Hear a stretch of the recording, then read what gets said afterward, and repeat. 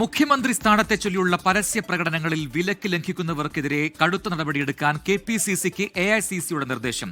KPCC president Sunny ജോസഫിന്റെ മുന്നറിയിപ്പ് മറികടന്ന് ഫ്ലക്സ് യുദ്ധവും പ്രകടനങ്ങളും തുടരുന്ന പശ്ചാത്തലത്തിലാണ് ഈ നീക്കം. തൊടുപുഴയിൽ പ്രകടനം നടത്തിയ 4 നേതാക്കൾക്കെതിരെ അച്ചടക്ക നടപടി സ്വീകരിച്ച ഇടുക്കി ഡിസിസിക്കെതിരെ ഡീൻ കുര്യാക്കോസ് MP രംഗത്തു വന്നു. സംസ്ഥാനത്ത് പല ഭാഗങ്ങളിലും വൈകാരികമായ പ്രകടനങ്ങൾ നടന്നിട്ടുണ്ട്. അപ്പോൾ അതിൻ്റെ ഭാഗമായി തൊടുപുഴയിലും പ്രകടനം നടന്നു എന്നുള്ളതാണ് സത്യം. പക്ഷേ അതിൻ്റെ പേരിലൊന്നും നടപടി എടുക്കുന്നത് ഒരു പരിഹാരമല്ല. എൻ്റെ അഭിപ്രായം അതാണ്. മാത്രമല്ല ശരിയല്ല. കാരണം എന്താണെന്ന് വെച്ചാൽ പ്രവർത്തകർ പല വിഷയങ്ങളിലും വൈകാരികമായി പ്രതികരിക്കുന്നവരാണ്. അപ്പോൾ വൈകാരിക പ്രകടനങ്ങളെ അതിൻ്റേതായ അവധാനതയോടുകൂടി കാണാൻ നേതൃത്വത്തിന് കഴിയണം എന്നുള്ളതാണ് എൻ്റെ അഭിപ്രായം.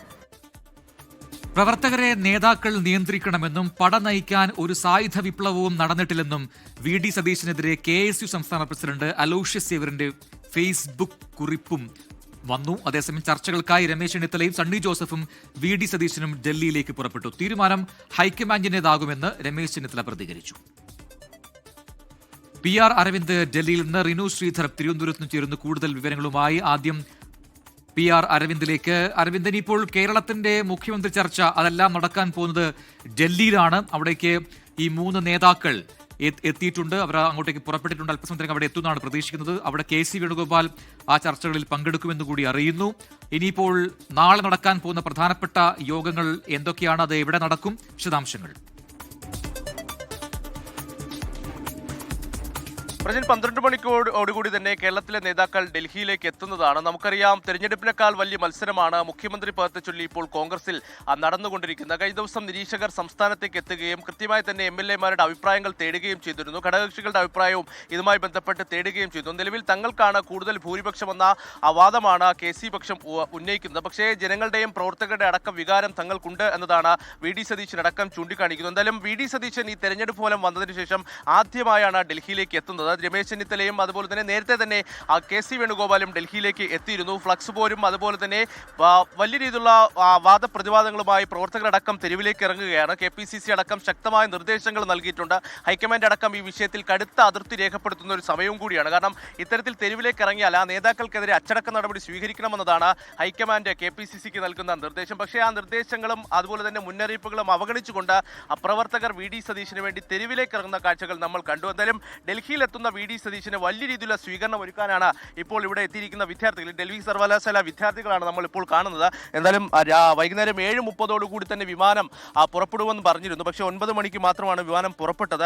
വിദ്യാർത്ഥികൾ ഇവിടെ കാത്തു നിൽക്കുകയാണ്, VDക്ക് വേണ്ടി കാത്തു നിൽക്കുകയാണ്. തീർച്ചയായിട്ടും ഞങ്ങളെ സാറിനെ ഒന്ന് കാണുക, ഞങ്ങളുടെ പിന്തുണ സാറിനെ അറിയിക്കുക എന്നുള്ളതാണ് ഞങ്ങളുടെ ഉദ്ദേശം. മുഖ്യമന്ത്രി പദത്തിന് വേണ്ടി ഇപ്പോൾ മറ്റ് 2 നേതാക്കളുണ്ട്. VD സതീശൻ ആവണമെന്നാണോ നിങ്ങളുടെ അഭിപ്രായം, ഡൽഹിയിലെ മലയാളി വിദ്യാർത്ഥികളുടെ? തീർച്ചയായിട്ടും VD സതീശൻ സാറ് മുഖ്യമന്ത്രിയായി വരണം. 2031 കേരളത്തിൽ തുടർഭരണം കിട്ടണം. അതിന് VD സതീശൻ സാറ് തന്നെ മുഖ്യമന്ത്രി ആവണം എന്നുള്ളതാണ്. ഇത് ജൻസി എന്നുള്ള രീതിയിൽ ഞങ്ങളുടെ മാത്രം അഭിപ്രായമല്ല, കേരളത്തിലെ ജനങ്ങളുടെ ഒന്നടങ്കം അഭിപ്രായമാണ്. രാത്രി വൈകും, വിമാനം എത്താൻ വൈകും. VD സതീശന് വേണ്ടി അപ്പോൾ എത്ര രാത്രിയിലും കാത്തിരിക്കാൻ തയ്യാറാണ്? രാവിലെ ആയാലും കാത്തു നിൽക്കും. വരുന്നത് വരെ ഞങ്ങളിവിടെ ഉണ്ടാവും. അതാണ് വിദ്യാർത്ഥികളടക്കം VD സതീശന് വേണ്ടി കാത്തു നിൽക്കുമെന്ന് തന്നെയാണ് അറിയിക്കുന്നത്. കേരളത്തിലെ പ്രവർത്തകർ എങ്ങനെ തെരുവിലേക്ക് ഇറങ്ങി പ്രതിഷേധിക്കുന്നു, അതുപോലെ തന്നെയാണ് ഡൽഹിയിലും VD സതീശനെ കാണാൻ വേണ്ടി വിദ്യാർത്ഥികളടക്കം രാത്രി വൈകിയും ഡൽഹി കേരള ഹൗസിന് മുന്നിൽ കാത്തു നിൽക്കുന്നത്. എന്തായാലും നാളെയോടുകൂടി ഇതിലൊരു തീരുമാനം എന്തായാലും ഉണ്ടാകുമെന്ന് തന്നെയാണ് ഹൈക്കമാൻഡ് നേതൃത്വം അറിയിക്കുന്നത്. പക്ഷേ ചില കാലതാമസം ഉണ്ടാകാനുള്ള സാധ്യത നിലവിൽ കാണുന്നുണ്ട്. കാരണം വിജയുടെ സത്യപ്രതിജ്ഞ നാളെ 11 മണിക്ക് നടക്കും എന്നൊരു അറിയിപ്പ് ലഭിച്ചിരുന്നു. അതിൽ രാഹുൽ ഗാന്ധിയും മല്ലികാർജ്ജുൻ ഖാർഗെയും ഒരുപക്ഷെ പങ്കെടുത്തേക്കുമെന്നുള്ള റിപ്പോർട്ടുകൾ കൂടി ലഭിക്കുന്നുണ്ട്. അപ്പോൾ ഈ ചർച്ചകൾ ഒരുപക്ഷെ വൈകുന്നേരത്തോടു കൂടി മാത്രമായിരിക്കും നടക്കുക. അല്ലെങ്കിൽ രാത്രിയോട് കൂടിയോ അല്ലെങ്കിൽ ഞായറാഴ്ചയോട് കൂടിയോ ഒരു ഔദ്യോഗിക പ്രഖ്യാപനം ഉണ്ടാകുമെന്ന് തന്നെ ഞങ്ങൾ പ്രതീക്ഷിക്കുന്നു. എന്തായാലും നിലവിൽ MLA-മാരുടെ പിന്തുണ KC വേണുഗോപാൽ പക്ഷത്തിലാണെങ്കിലും മറ്റ് ഘടകങ്ങൾ അടക്കം 12 മണിയോട് കൂടി തന്നെയായിരിക്കും നേതാക്കൾ അവിടേക്ക് എത്തുക. അവിടെ സ്വീകരണം ഒരുക്കാൻ അവിടെ ടീം ജൻസിയൊക്കെ തയ്യാറായിട്ടുണ്ടെന്നാണ് ഏറ്റവും ഒടുവിൽ അവിടെ നിന്ന് ലഭിക്കുന്ന വിവരം.